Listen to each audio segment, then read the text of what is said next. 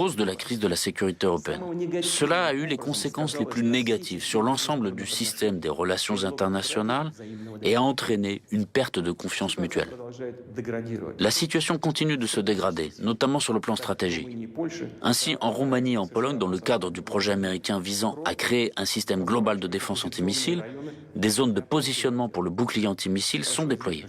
On sait bien que les systèmes de lancement installés ici peuvent être utilisés pour les missiles de croisière Tomahawk, qui sont des systèmes offensifs. En outre, un missile universel de standard 6, ou SM-6, est en cours de conception aux États-Unis. Il peut servir à des missions de défense antiaérienne et antimissiles, et en même temps peut frapper des cibles universelles, que ce soit à la surface de la mer ou sur Terre. C'est-à-dire que le système antimissile américain, prétendument défensif, se développe et de nouvelles opportunités offensives apparaissent.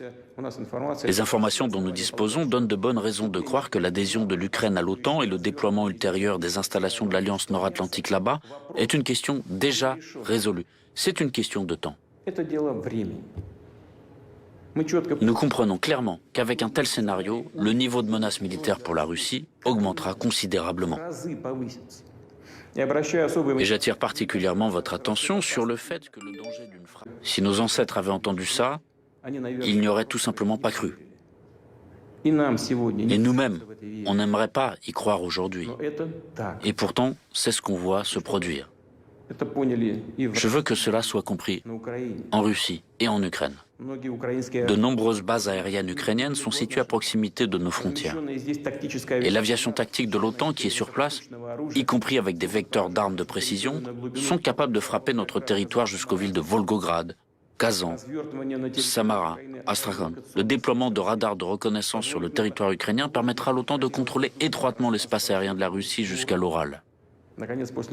Enfin, après que les États-Unis ont rompu le traité sur les forces nucléaires à portée intermédiaire, le Pentagone a commencé à développer ouvertement toute une gamme de systèmes de frappe basés au sol, y compris des missiles balistiques capables d'atteindre des cibles situées à des distances allant jusqu'à 5500 km.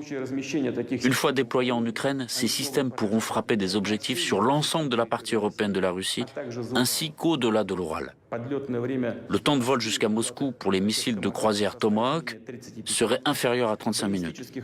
Pour les missiles balistiques depuis la région de Kharkov, de 7 à 8 minutes. Et pour les frappes hypersoniques, de